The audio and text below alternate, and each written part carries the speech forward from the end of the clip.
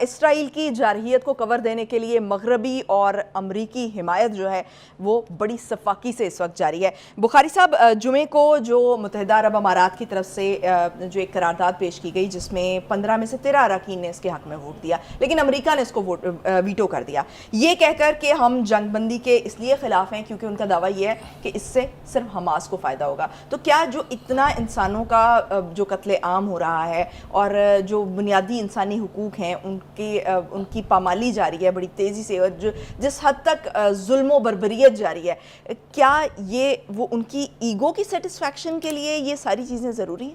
دیکھیے، پہلی بات تو یہ ہے کہ جو فلسطینیوں کی نسل کشی کی جا رہی ہے، جو خون ریزی ہو رہی ہے وہاں پر، اس سے جو امریکہ اور جو ویسٹ ہے اس کے جو انسانی حقوق کے ماما بننے کے، چیمپئن بننے کے جو دعوے تھے، وہ چکنا چور ہو کے زمیں بوس ہو گئے ہیں۔ وہ اب کسی کو شاید منہ دکھانے کے قابل نہیں رہیں گے، اس لیے کہ ان کے اوپر جس قسم کا کرٹیسزم ہو رہا ہے، آپ نے یہ دیکھا، یہ ہم نہیں کہہ رہے ہیں، انہی کے ملکوں کے اندر جو آوازیں اٹھی ہیں، یہ بات درست ہے کہ اقوام متحدہ بقول خود سیکرٹری جنرل گوترس کے، اینٹونیو گوترس کے، کہ مفلوج ہو گئی ہے غزہ کے معاملے پر، لیکن عالمی رائے عامہ جاگ اٹھی ہے۔ وہ بھی ایک بہت بڑی قوت کا نام ہے، وہ بھی ایک اپنی طرح کی یونائٹڈ نیشنز ہے، وہ اپنی حکومتوں کے اوپر اتنا پریشر ڈالیں گے۔ آپ نے دیکھ لیا برطانیہ کو ابسٹین کرنا پڑا اسی ریزولوشن کے حوالے سے۔ یہ پہلی دفعہ ہوا ہے کہ امریکہ جس کے حق میں ہو اس کے خلاف وہ ووٹنگ میں حصہ نہ لے۔ تو یہ ایک تبدیلی آ رہی ہے، یہ تبدیلی جو ہے یہ کوئی نہ کوئی رنگ لے کے آئے گی ایک طرف۔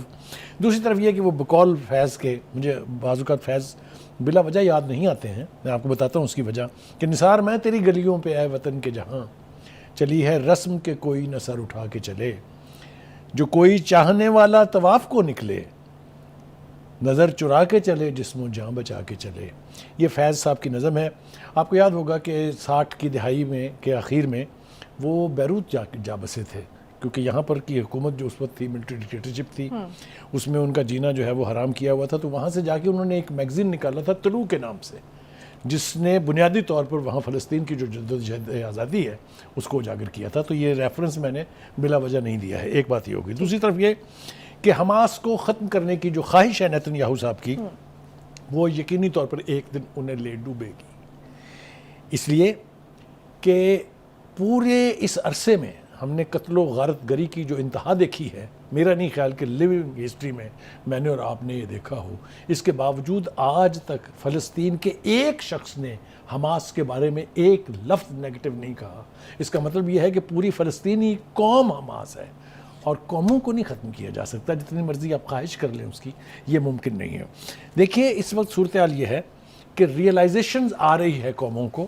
فرانس کے صدر میکرون نے کہا تھا جب وہ قطر آئے تھے کہ حماس کو ختم کرنے کی خواہش جو ہے اس کے لیے اسرائیل کو ابھی 10 سال جنگ لڑنی پڑے گی، اس لیے کہ وہ زمینی حقائق سے واقف ہے۔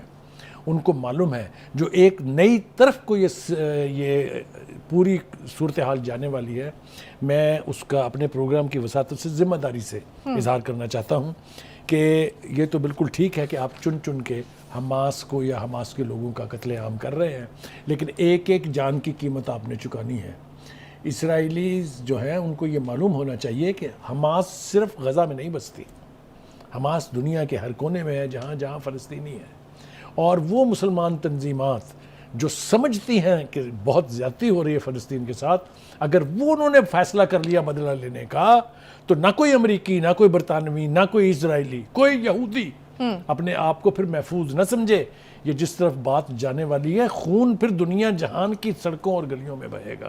یہ بات نیتن یاہو کو باور کرانے کی ضرورت ہے۔ بخاری صاحب، جو اقوام متحدہ کے سربراہ ہیں انہوں نے بھی یہ بات کی ہے نا کہ پورے خطے کی سلامتی کے لیے یہ نتائج جو ہیں وہ تباہ کن ہو سکتے ہیں، اور انہوں نے نام بھی لیا ہے کہ لبنان، شام، عراق اور یمن پہلے ہی یہ تنازعات کی طرف کھینچے جا چکے ہیں، اور اگر یہ پورا خطہ اس کی لپیٹ میں آ جاتا ہے تو پھر کیا صورتحال ہوگی؟ اور ایک اور بات میں آپ سے عرض کروں کہ کچھ ایسی قوتیں ہیں مسلمانوں کی، بہت ساری تنظیمات ہیں، بہت سارے ممالک ہیں، ایران کا تذکرہ بھی کیے بغیر ہم نہیں رہ سکتے ہیں۔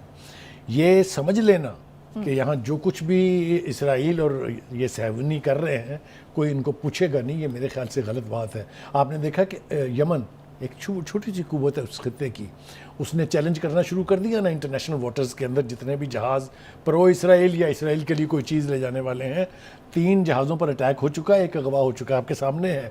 یہ شرارے جب اس طرح سے اجاگر ہوں گے تو آپ دیکھیے گا کس قسم کی خوفناک لیکن وہ ڈریگ ہو رہے ہیں نا لگے گی. اس جنگ میں بخاری صاحب، تو اس کے بعد کی کیا صورتحال ہوگی؟ دیکھیے جب ان کو ڈریگ کر لیا گزارش یہ ہے کہ پھر تو یہ آگ سب کو اپنی لپیٹ میں لے لے گی، پھر کوئی بھی محفوظ نہیں ہے. پھر یہ ویسٹرن کنٹریز میں امریکہ میں بیٹھے لوگ اگر یہ سمجھ لیں کہ ان کو کوئی ذوف نہیں پہنچے گا تو یہ ان کی غلط فہمی ہے. دیکھیے گزارش یہ ہے کہ اس وقت مظلوم فلسطینیوں کی آہ و بکا دیکھ کر دل خون کے آنسور ہوتا ہے، لیکن جیسا میں نے کہا سلام ہے وہ اہل غزہ کو کہ جس قسم کی جرت، مردانگی اور قوت کا مظاہرہ وہ کر رہے ہیں. یہ تمام دنیا اسلام کے لیے ایک مثال ہونی چاہیے.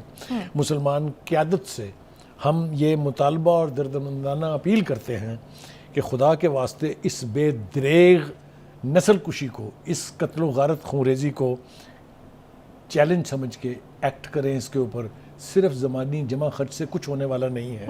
دوسری بات یہ کہ ایک بڑی تکلیف دہ بات ہے کہ پی ٹی آئی کی قیادت بشمول مہاتما خان صاحب، کوئی ایک لفظ سنا آپ نے اس کے بارے میں؟ تو پھر میں مولانا فضل الرحمان کا یہ الزام کیوں غور سے نہ سنوں جب وہ یہ کہتا ہے کہ یہودی ایجنٹ تھے؟ میں نہیں کہہ رہا ہوں یہ، لیکن آپ اپنے رویے سے، آپ اپنے ایکٹ سے پہچانے اور جانے جاتے ہیں. یہ بھی بہت تکلیف دہ بات ہے. دوسری بات یہ کہ وہاں کا منظر دیکھ کے آج بھی میں بہت صبح پریشان تھا. بخاری صاحب وہ جو ویڈیوز آئی ہیں فلسطینیوں کو اسی طرف میں آ رہا ہوں کہ میس گریو کا ہم نے صرف ایک اصطلاح سنی تھی کہ جی وہ گیس چیمبرز میں چلا گیا سیکنڈ ورلڈ وار میں اور میس گریوز بنی. ہم اپنی آنکھوں سے دیکھ رہے ہیں کہ ان کے پاس کوئی چارہ ہی نہیں ہے سوائے اس کے کہ وہ اجتماعی طور پر تدفین جو ہے وہ کریں. اور دوسری طرف اسرائیل خود زندہ لوگوں کو زمینوں میں یعنی گڑھوں میں ڈال کے اوپر مٹی ڈال رہا ہے.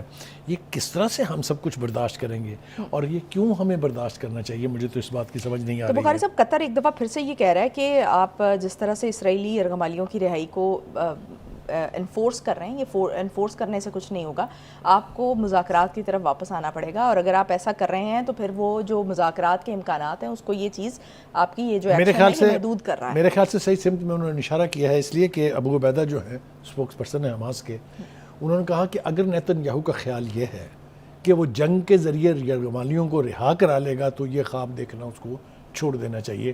یہ نہیں ہونے جا رہا. یہ تو شکر یہ ہے کہ ابھی قطر کی وساطت سے، جو ٹرکی ہے اس کی وساطت سے ابھی بھی حماس مذاکرات کو رول آؤٹ نہیں کر رہی ہے. لیکن اگر ان کا خیال یہ ہے کہ ان کو سلور پلیٹر پہ رکھ کے یرغمالی دی جائیں گے تو وہ بھول جائے. دوسری بات یہ ہے کہ اب خود اسرائیل کے اندر ایک اور شدت آنے والی ہے، اس لیے کہ اب اسی ابو عبیدہ نے بتایا ہے کہ جو حالیہ بومبنگ ہے خان یونس کے اوپر، اس کے اندر 10 یا 20 کے قریب جو یرغمالی تھے، یعنی جو اسرائیلی لوگ تھے، فوجی تھے، وہ ان کی ہلاکت ہو چکی ہوئی